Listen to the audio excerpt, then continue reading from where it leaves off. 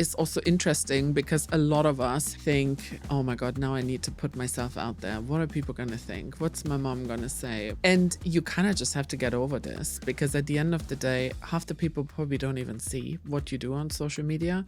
And secondly, they don't care. Welcome to the Alphapreneurs podcast. I'm your host, Rayhan Aleem, founder of Taxstar and Alpha Pro Partners. Join me on each episode as we talk to inspiring Dubai-based entrepreneurs who share their stories, challenges, and secrets on building world-class businesses. I'm thrilled to have Karina on the show today. She's the founder of StarCat, a company dedicated to helping businesses successfully expand into the Middle East. From cultural insights to market strategy, she works with entrepreneurs and brands to navigate the region with confidence. Karina, welcome to the show. Thank you for joining us today. I am super excited to have you here. Do you want to just tell us a brief about yourself, about your journey? I know that you went from a corporate job to setting up a business. That's a big leap for many entrepreneurs. Tell us about your journey and how you made that transition. I mean, my background was always in like 5-star hotels, and I worked in there for a long time. And in 2015, well, I think I kind of knew a little bit earlier. When I was in these jobs, I thought at some point this is not going to last forever, and I need to come up with a different way of doing things. But I think what was the real catalyst was my son, because in 2015 he was 3, and I basically thought there must be more to like work-life balance, especially when you have a child. And I think the only way back then was really to have your own business so you could be in charge, because you couldn't just find that in a job, because you had certain requirements. You had to be there in the office for a certain time because they couldn't treat you different to anybody else. And for me, working with sort of a lot of the golf market required a lot of flexibility in any case. So I had to be on the phone in the evening, I had to be on the phone on the weekend, but that didn't really reflect in what was happening, how I was working. So I thought, well, at least if I have my own company, then I can make my own schedule, and I can at least do, the nursery drop off and pick up, which I did before as well, but it was a much longer stretch. So that's basically, it was kind of born out of this necessity, I should say. And so now my company is called StarCat, and a lot of people always like, we don't really understand what is this? Is this like a cat in the space or something? I'm like, no. The star basically stands for 5-star, because I come from 5-star hotels, and cat means consulting and training. Oh, nice. So yeah, I like your story, and I work with lots of entrepreneurs, and what happens is they go from a 16-hour a day corporate job to entrepreneurship, and they work even more. They work longer hours, they work weekends, because they are the center of everything in their business. They do sales, they do collection, accounts, marketing. How were you able to fix your schedule so then you're not working longer than what you was doing in a as an employee? I think it's all about like prioritizing. Again, like I worked weekends before, but I just also never felt it was to my own benefit. It was always for somebody else. So at least if you do it as an entrepreneur, you know what you're doing it for. So yeah, I mean, I totally agree. I think you just have to find different ways of how to like work smarter. Like I would work in the evening when my son would be in bed, or I would work, I don't know, earlier in the morning, something like this, and try and find a bit more of a balance. And I do agree with you, because you do work more as an entrepreneur, because you're the only person in the business. And you don't have that corporate machine behind you. There's no PR, there's no marketing, there's no IT. You kind of suddenly become everything. But I think it's also there's a bigger purpose to it. It's your own company, and you know what you're doing it for, and you can do it the way you want to do it. If there's something you don't want to do, you're just not going to do it. I completely agree with that. I mean, one of the things I do in my business is we work with entrepreneurs and we work with businesses, and sometimes you have really bad clients. So we're now in a position where we can pick and choose who we work with. So when we have a client that's really kind of being unreasonable, being narcissistic, then we have the ability to terminate them and not affect the business too much. So, I 100% relate to what you're saying.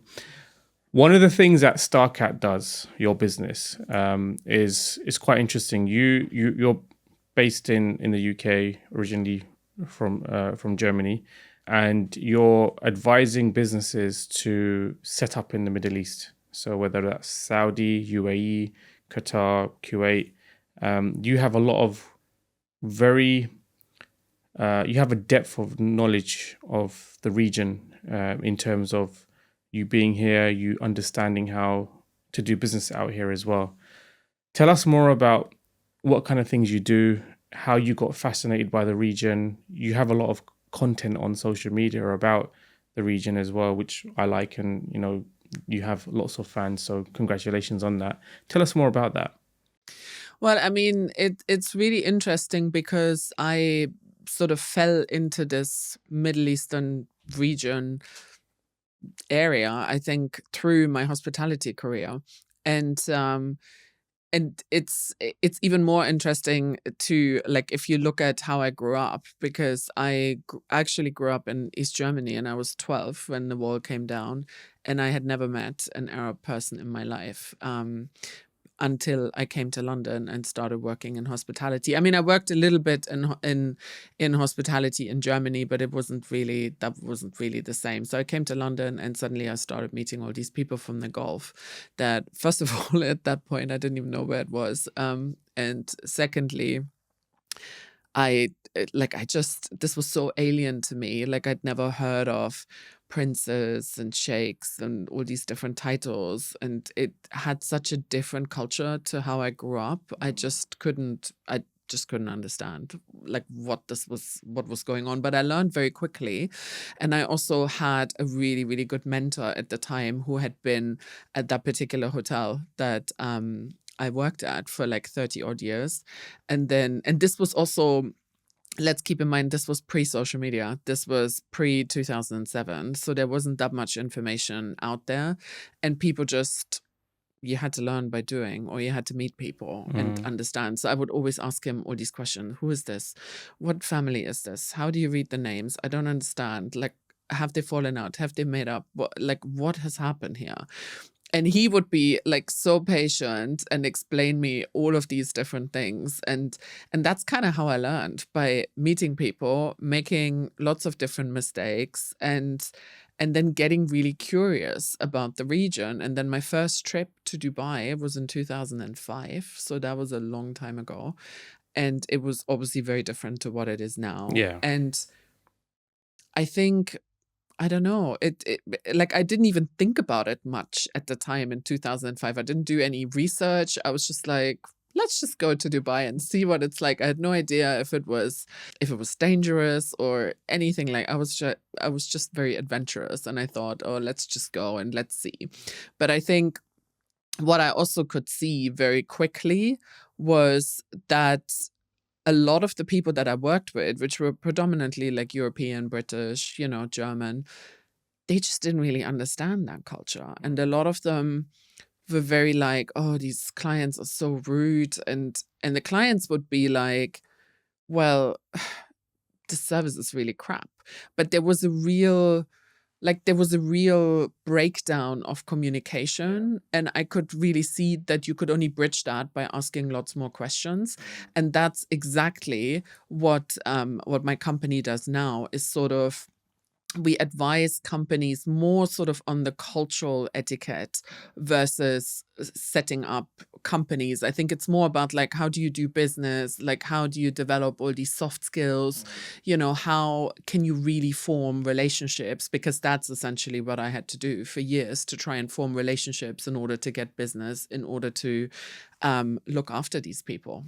Yeah, no, I think that is actually a really important service that you provide, because if you go to Saudi, if you go to the UAE, there's lots of business service providers that can set you up a business, and that's all they care about. They just want to take the money, set you up. You got your license. They may help with the bank account. You set up your own bank account, and then that's it. You got your license. So then what? you need to you need to do you need to get some business in, right? Because you're paying a yearly fee for your trade license. And I think what you provide, the service that you provide, is super important, because yes, there are lots of opportunities in this region, because there's still a lot of services and products that are available in the Western markets that are not here, and you can bring those products here and you can do really well. But then how do you start that conversation? How do you meet the right people? How do you speak to them in a way that is mutually respectful, not just for them, but for them to you as well? And I think that's really important when you're trying to set up. And sometimes, sometimes when I first came, there is sometimes a harshness about the communication style. But what I've learned is, when you speak to like a local and you're speaking in Arabic, for example, it's a different tone to when they're speaking to you in English, for example, because English is not their first language, so they can't add the tone of their voice into that language. Can you give us some examples of some of the misconceptions that a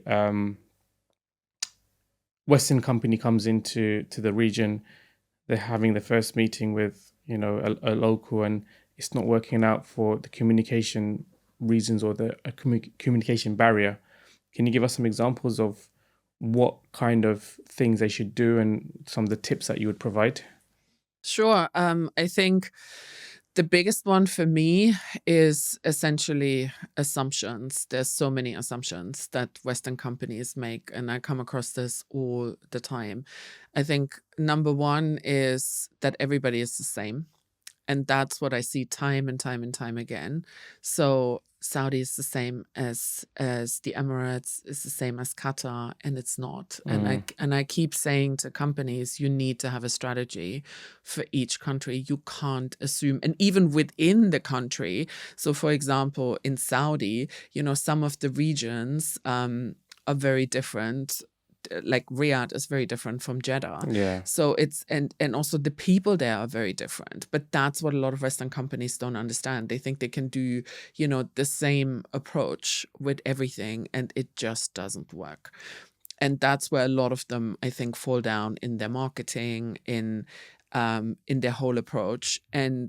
And yes, there is a lot of similarities with some of the religion, some of the culture, but I think you have to go in there really nuanced.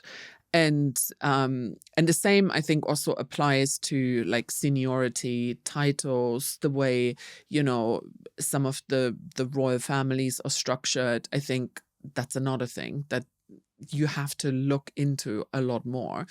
And I think my biggest one that makes me laugh every single time is when somebody says to me, "Oh, we met Prince Mohammed or Sheikh Mohammed." And I'm like, "Which one of the 10,000 there is?" And they're like, "No, but you don't understand. We met like a royal prince." I'm like, "Yeah, there's not just one." So, In Saudi, there's like 40,000 members of the Al Saud family as well, right? Yes, and you have to really know like who is high enough up the tree, because not everybody is. Yeah. So it's just very easy to go in there with that kind of Western mentality. And I think when I look at Europe, I see we have so much work to do. But when I then look at the US, oh my God, it's even worse, because they know even less, because I think also geographically they're so far removed from the region.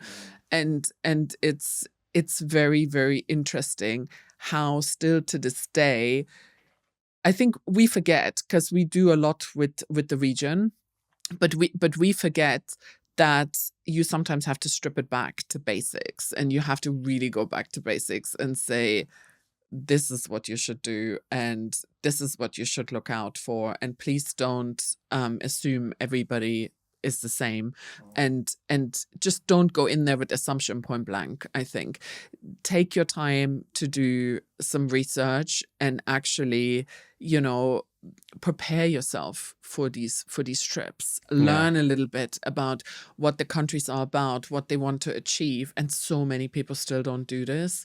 So it's very interesting, I think, how this still happens in this day. And you look at it, I even look at it from like the hotel perspective. They still get this wrong, and they've had these clients for, I don't know, 30, 40 years, and there is still so much more that could be done better if they just tried. One of the things that you've touched upon is, understanding your customer a lot better. And one of the things that this reminds me of is I was sitting with a client of mine, and they're doing everything amazing in terms of business development, marketing, sales, but they're not closing. And I said to them, I don't think what you're doing is great, but now you need to look into the finer details to understand what moves the needle from a sales perspective. How can you close more effectively? And I think one example that comes across my mind, which I've spoken to many people about, is the false sense of security you get when you're sitting down with a head of procurement, and they love your product, and they say, yeah, we're gonna buy, and then they go cold. And I think that's one thing that can frustrate a lot of people. But there's also a sense of being nice and accommodating and being polite. And that's something you kind of have to break down and understand to then be able to know how to tackle that situation as well. I'm sure you've come across many of those as well, right? Yeah, and I think it all comes back down to like relationship building. And this is what I hear from like some of my Emirati and Qatari and Saudi friends. It's like that a lot of the Western businesses just go in for business, and they're like in and out. And people then say to me, yeah, like the minute the business is done, they have no more interest in us. And that's not how it works in this region. You need to keep working on this relationship. And that's like also one of the things that that we teach, is that this relationship doesn't finish when you close the deal or when you had that initial conversation. You need to work on this. And sometimes this takes so much longer than you think. And I always give people an example. I mean, this is like a hotel example.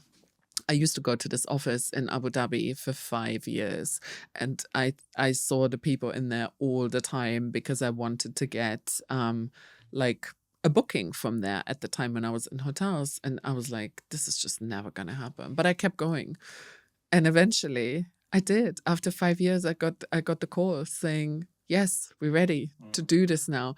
So again, I think it's something where you have to, but this also goes nicely back to entrepreneurship. You have to be resilient, and you have to keep going. And it's not about a quick win. I think a lot of people in like in Europe, they think, we're just going to go in. This is like the region where we can make a lot of money and things. And it doesn't always work like that. And it doesn't work like that overnight. And I think what is so interesting now, that you can also see in Saudi specifically, that a lot of companies have gone in there and they've overcharged, and Saudi has now become very wise to this, and like they've kicked out a lot of the big companies, and they're now looking at a lot more bespoke things that where they're working with smaller companies, because they can also see, and they've learned, and it's not that gold rush that everybody thinks it is. It's similar to the story in Dubai. 15 years ago, 20 years ago, many companies came in and they were overcharging. They were looking to make as much money as possible. But then Dubai has now matured, and you can't just be any company coming in, setting up shop and expecting to have a gold rush. You do need to have world-class products, world-class services, similar to Saudi now. And that's just one of the things you need to be successful, along with the finer tuning, understanding your customer, understanding, their cultural sensitivities, and understanding how to do business with them. And once you've broken that barrier, it's very sticky. Yes, it took you 5 years to close that deal, but I'm sure that deal was a big deal, and it stayed. You retained them for quite a long time. Absolutely. So yeah, thanks for sharing that. Yeah. One of the things I've noticed about you is you're quite active on LinkedIn, and you seem to be like the gold star when it comes to business development. You build really good relationships. You're able to meet lots of people. You've got a wide network as well. Lots of people know you.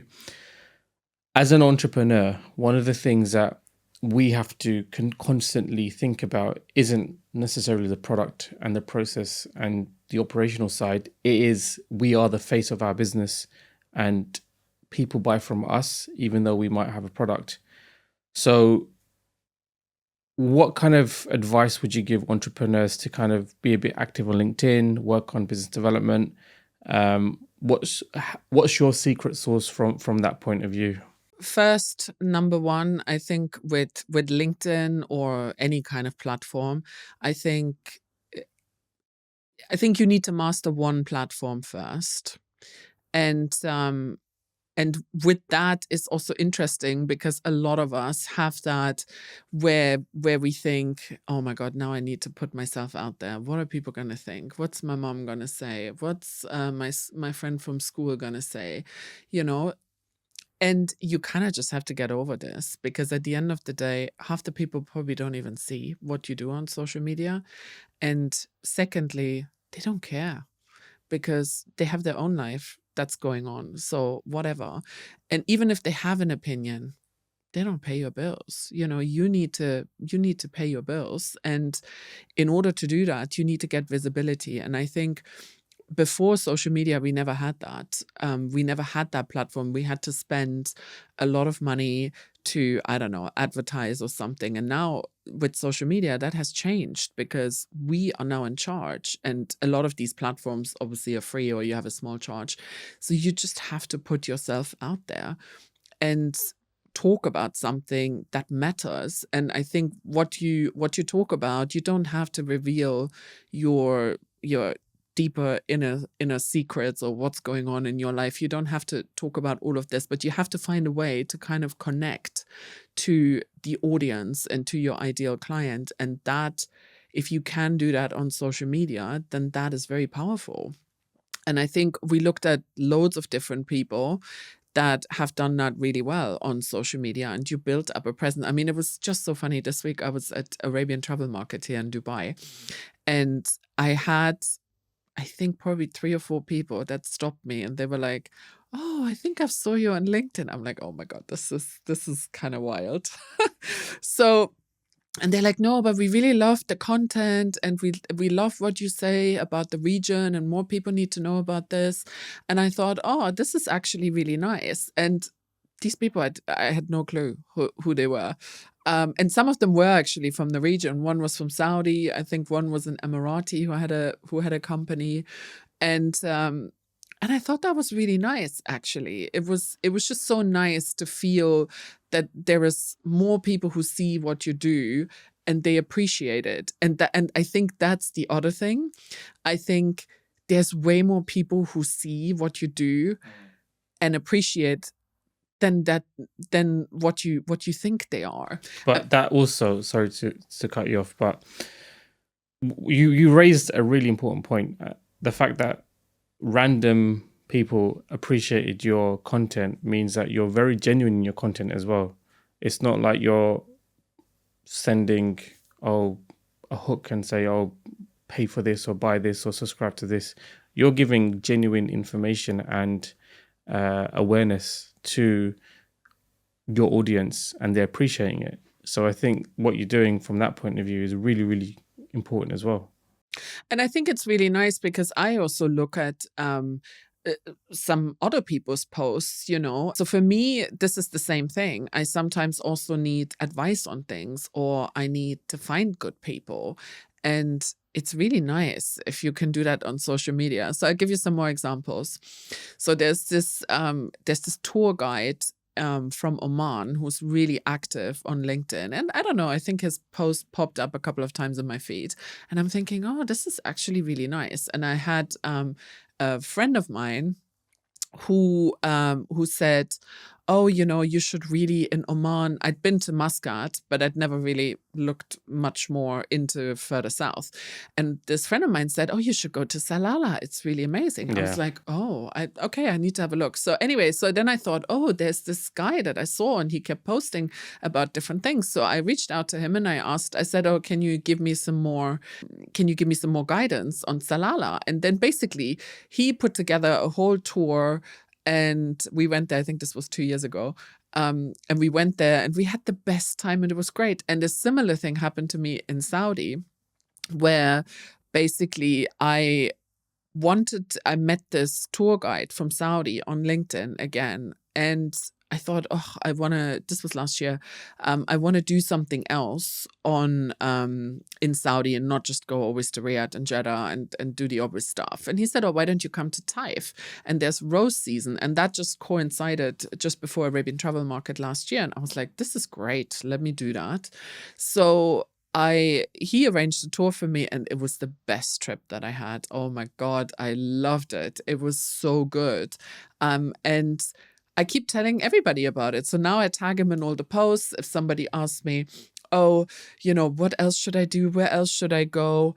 And I've recommended him to loads and loads of people. And people are like, that's amazing. So my friend that I'm meeting today from New York, he said, oh, I saw that you had gone to like some other places. How did you arrange that? And I said, oh, you must meet Khaled, who I met on LinkedIn. And I connected them and then they did obviously business together. So I think this is the power of what we have now, where we can help other people with business, but we can also share information. I had another lady that reached out to me and said, because you talked in one of your posts about Qatar Library, that actually inspired me to go and visit while I was in Doha. And I was like, this is amazing. So that made me so happy. And I think that's a different way of generating business, but also showing authenticity, where you can show what you have seen and where you have been. And, you know, it's just beautiful. And I think the best thing was, I think my friend from South Africa, she summed it up.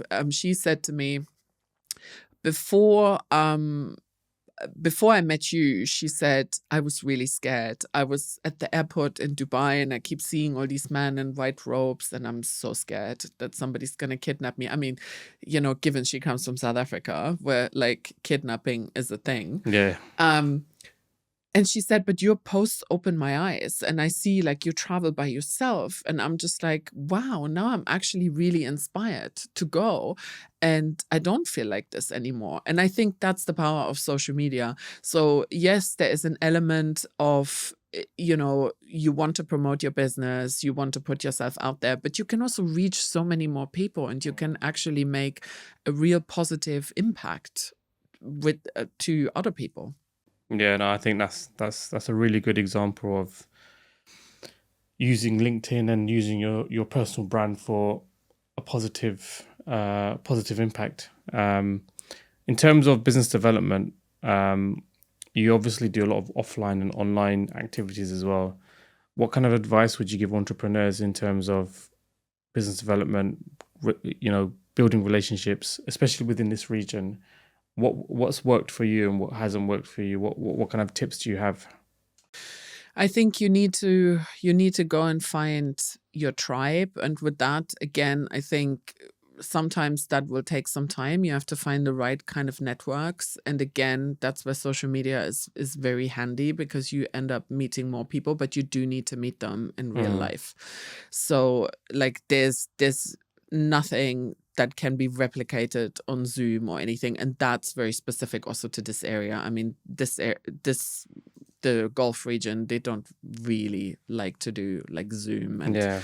and I mean, we did for a while during COVID to try Yeah. and stay in touch, but you need to make an effort to do real life things, and I think that's very important for this region. But what you can then do is kind of combine both of it. Stay on social media, meet people there, and that's how you do business development. But then also in this region, the best business development happens when somebody invites you to their house, for example, like for a nice dinner, or I don't know, just for a coffee, because you never know who you're going to end up meeting. Because especially a lot of the locals have what they call, and I'm sure people like the listeners from this region may know this, people here, the locals have what they call a majalis.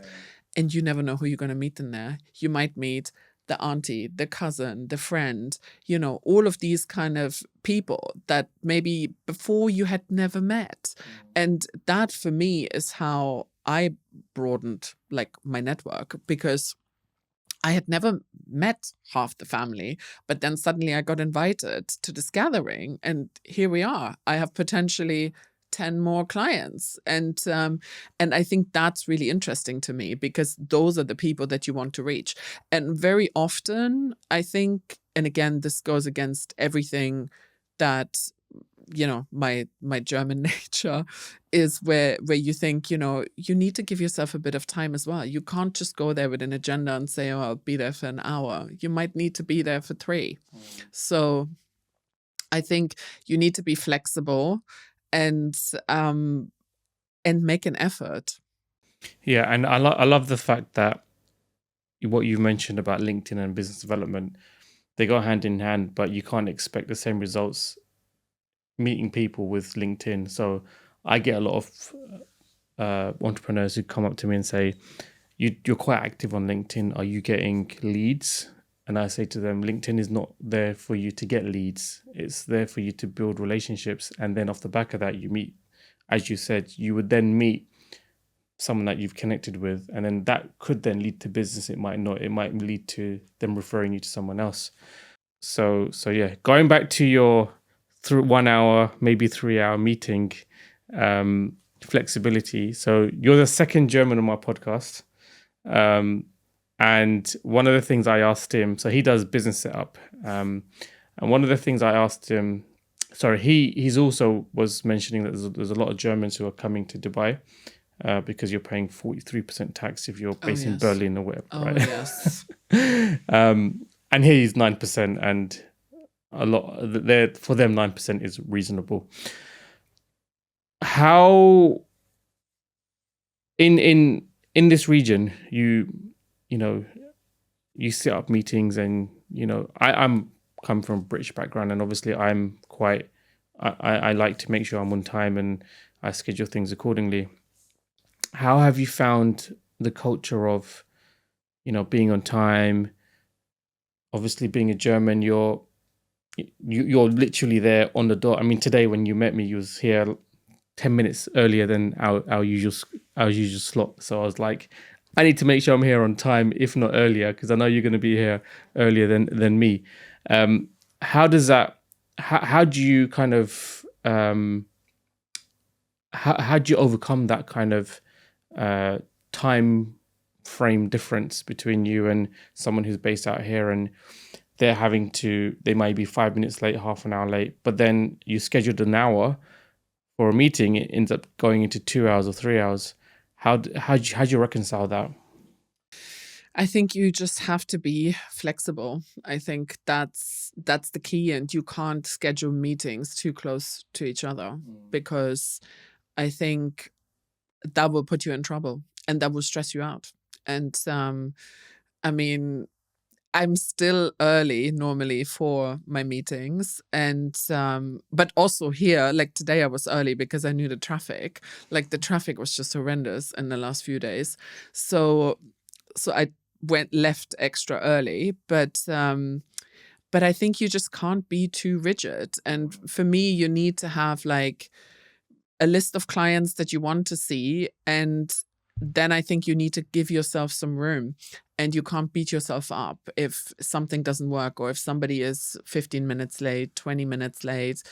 That's just the way it is. There's nothing you can do about it. And then add in the additional component of traffic, for example, here in Dubai and also like in Riyadh, this is a whole different thing. Crazy. I mean, the traffic is just mental. And then you're going to be fine. And that's just the way it is. And I think you have to prioritize. You have to know who is like your A list of people that you want to meet, who is your B list. And again, the other thing is as well, you know, I had this conversation with a friend of mine, and he said, oh, so now I'm going on this trip. And I started reaching out to people, and the trip was like 2 weeks away, and I'm not getting any responses. And I'm like, but you reached out to them 2 weeks in advance. Nobody is going to give you the time of day 2 weeks in advance. You know, you need to do this like the day before or something, or maybe 2 days before max. And he was like, yeah, I think you have a point. I'm like, we just kind of have to be flexible here. And it goes against everything that I believe in, that I love, because I love being organized. I love being Same on here. time. I love having a structure in my meetings and getting the right stuff done. But you just can't do it here. Yeah. And you just have to adapt. And this is the only way, because otherwise you're just going to stress yourself out. Yeah. And I guess the reason why that is, in my experience anyway, is because, yes, there's always a set agenda, but what happens is when you have a meeting and there's chemistry, straight away you're thinking about different things. You're thinking about, okay, this opportunity, that opportunity. And I think you going back to your point, 1 hour, fine, but make sure you put a little bit more extra in, because in that extra half an hour or an hour, that's where the real chemistry and the real juice starts coming out. And that's something that maybe if you're in a traditional market, you may have to have 4 or 5 meetings before you get that kind of chemistry between you and your kind of partner, right? Business partner. But that's, in my experience, that's basically where the real juice happens and the real magic happens. And you want to be in that situation where that happens as a business, where you can then find opportunities, whether it's new business, whether it's it's finding new markets, making introductions. I think that's really, really important. But not only that, I mean, I've been in meetings where the person has then said, like the Saudi or the Emirati, and then said, oh my God, you must meet my cousin. He works for ABCD. Let me call him now, and I'm going to send you over now. And I'm like, and if I had too many more stacked meetings behind, I would have missed out on this. And then you literally have to be able to, on the spot, say, okay, yes, I'm going to go and meet your cousin because this is the opportunity I've been waiting for.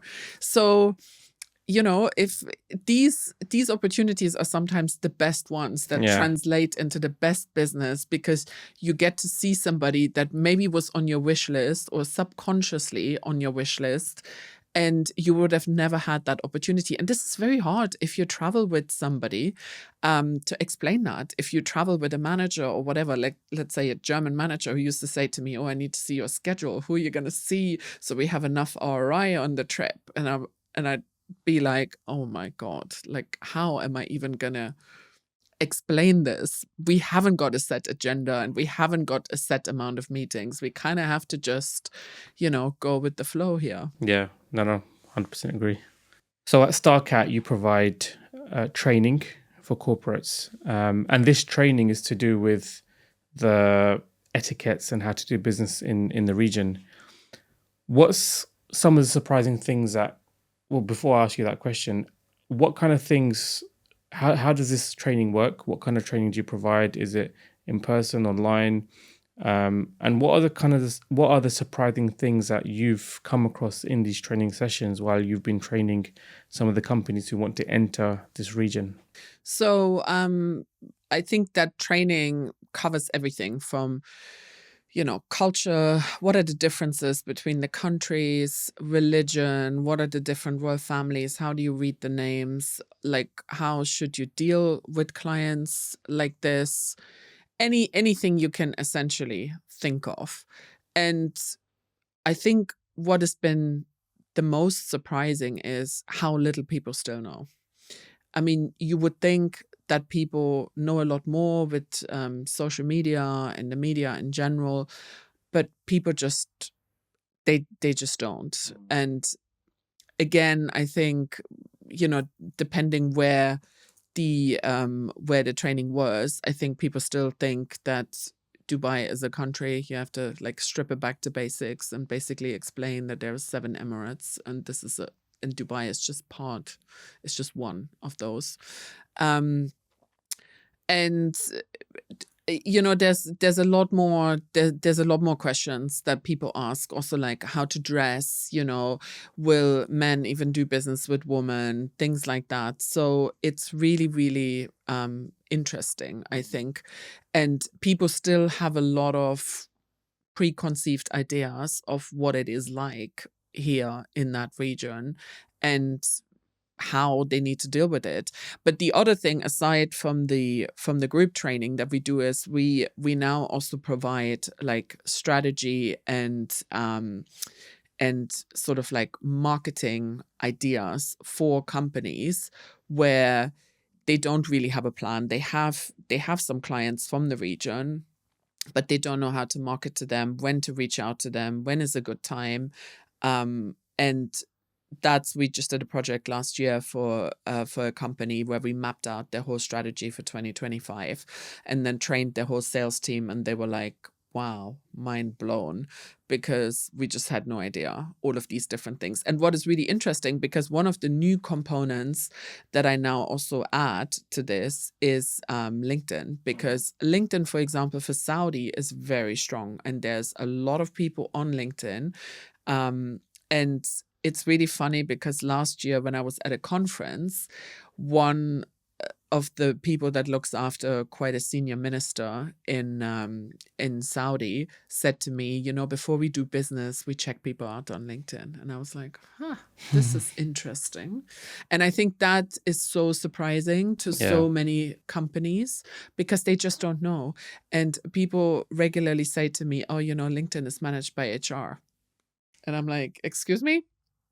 And they are, they just haven't grasped how much of an important platform this has become, and how much more they can do with this and how they can use it for their business. So that's also another angle that we now look at, and we look at, auditing all the social media and see how they can better reach their clients. Because again, a lot of Western companies also think email is the holy grail for the Middle East, and it's not. It's WhatsApp. But there's different ways of how you can do it, and you have to be more innovative. And certainly if you look at London, you have so many coffee shops, you have so many hotels, you have so many different things. So you need to do something different, and you need to stand out. And this is the only way people are going to find you. And I think, again, this is another misconception where people think, oh, we don't like the Middle East, they're not that like technology savvy. And they really are. And I keep saying to them, like the social media usage in the Gulf is over 90%. Yeah. They know more than you do. And that, again, is just such a mind-blowing thing to so many people that I've come across. Yeah, I mean, in Saudi, 50% of the population is under 30. I know. And, massive adoption of, Snapchat, Instagram, all of the major platforms. They're massive on it. And I think there was a report a few years ago that I read, and it was, the Middle East is actually one of the biggest adopters of social media globally. And yeah, it just goes to show you need to have your profile updated, needs to be professional. All of the basics needs to be there, so then you're visible as well. Um, no, that sounds like an amazing training for that you provide. Is it? Do you find that do you also get Eastern companies joining those trainings as well, like from Singapore, from uh, China? Have you tapped into that market, or are you mainly kind of tapping into the Western market? I think at the moment it's mainly for sort of like the European, the Western, the US market. But I'm having conversations with people that work with the Asian market, because I think they also realize that maybe the Middle East is a really good place to do business. And again, I think, if we look at places like China, they it's a very different culture to the Yeah, Middle East. yeah, Not that I know much about Chinese culture, not at all, but I think, they might also need to have a look at this region yeah, and see how they could do business. And it just goes to show, because, for example, Saudi signed a massive trade deal with China just recently. So I think there's definitely potential there. The whole thing is a lot more global nowadays. yeah, yeah. That makes sense. In terms of your general perception of entrepreneurs, businesses who are based in Europe, what are the main markets that you see are trying to tap into to this region? I know there's a lot of UK companies coming in. We're starting to get a lot of European companies as well. A lot of my clients, quite a big concentration, are actually Austrian. Interesting. Yeah, but we're now starting to get more Germans and French nationals coming into the region. What's your kind of demographic that you're working with currently? I think it's a real mix of companies. I think what is interesting, I think the whole kind of wellness longevity space is very interested in this region, and vice versa. I Yeah, think the region is very interested in what they have to offer. And it's interesting that you said Austrian and German, because I think this region also sees them as almost a bit like, there's good value there. They have good, like, the products are made of good quality. So I think it's a really good fit, yeah, I think. And I mean, in terms of British, I think it's probably more like innovative food companies, or something that is just really new that you haven't found in this region before. Although I have to say, I think, like now in Dubai, there's almost nothing that you can't find, right? yeah, yeah. No, that's true.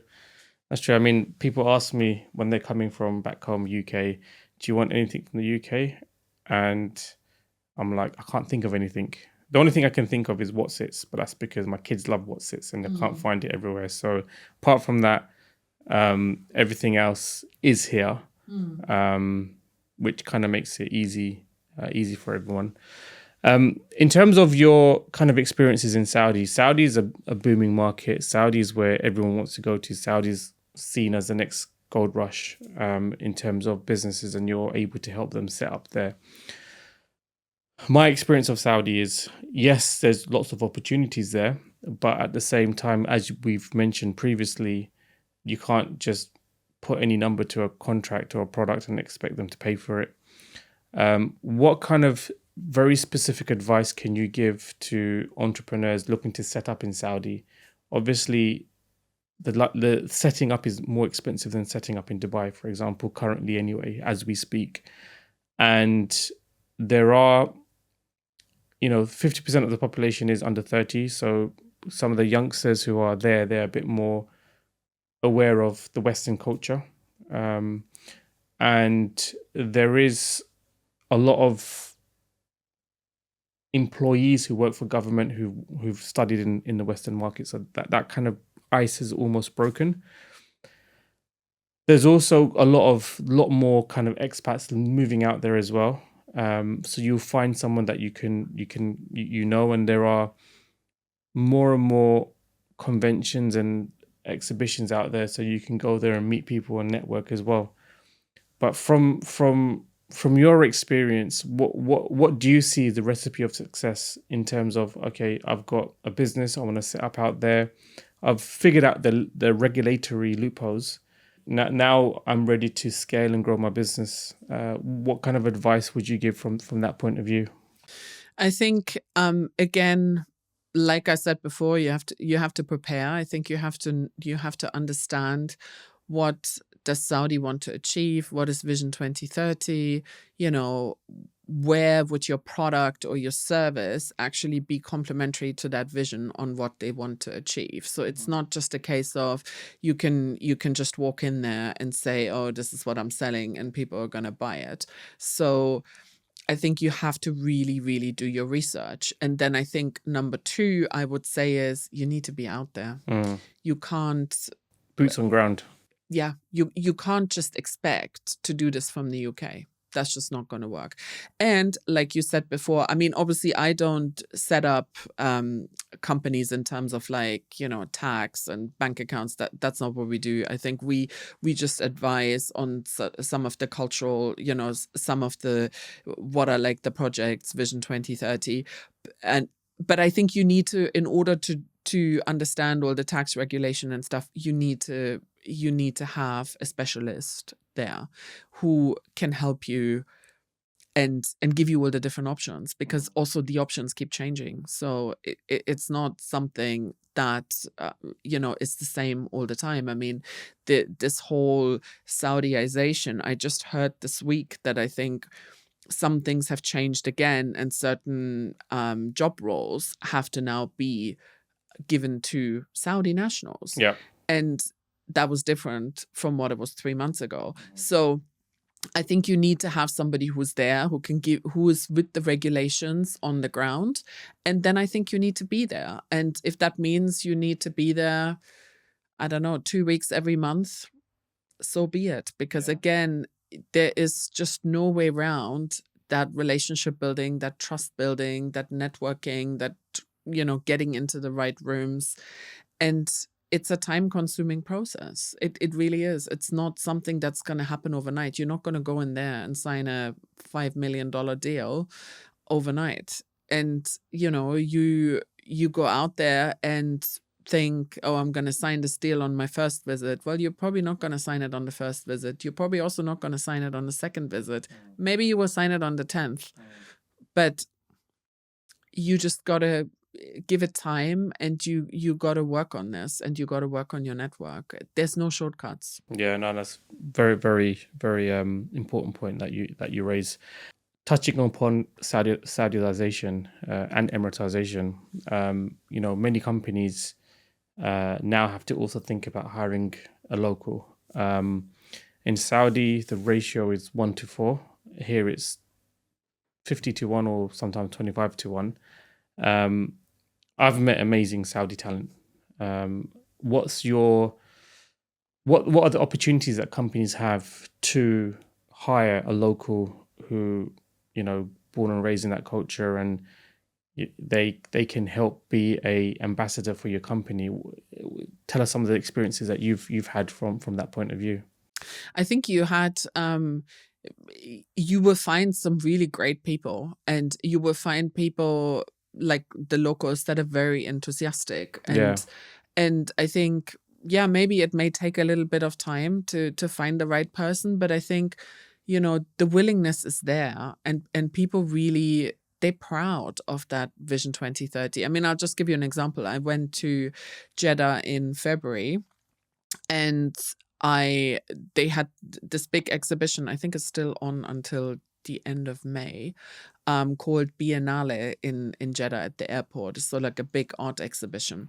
And all the guides there they were all Saudi. Yeah. And they were all young, and they were so knowledgeable, and their English was incredible. And I said to one of them, I said, where did you learn your English? And he said, oh, I learned it by watching TV. I was like, wow, that's amazing. But also, like, he was so passionate about explaining everything and explaining the culture. And that, again, I think is just such a small snapshot of what gives you a flavor of what is possible.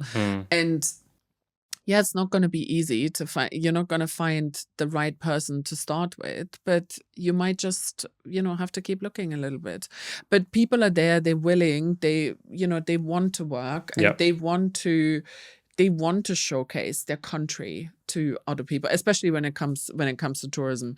And then the other experience that I had, I was in Diriyah in also the beginning of the year, and we had a lady who showed us around. And it turned out actually she was a princess. Oh, wow. And she gave us the full tour of Diriyah, and it was incredible. I was actually with my son, and my son was like, wow, she knows a lot, So, and I thought that was just so beautiful. And yeah, I think that would be my message. I'd say, you need to go and look, and you need to give people a chance. Of course, they're not all going to have all the right attributes straight away, but you also need to put a little bit into training and helping people. And I think if you can do that, then you also become part of the wider vision 2030, and help them to where they want to go. And I think that's a great mission. Yeah, no, I think it's a very in business. There's a concept called BHAG, big, hairy, audacious goal, and their BHAG is the 2030 vision, and you can feel that the whole country is aligned with that, and they want to get there and become, a fully fledged economy that competes globally. And you can see that happening. And there's lots of green shoots coming out of there. And I guess we can also be part of that goal as well. We can also be part of that goal as, entrepreneurs, business owners. So it's super, super exciting to be in this region right now. Before we wrap up, I just want to say thank you for joining me on the podcast. I've known you for quite some time, and I love your content.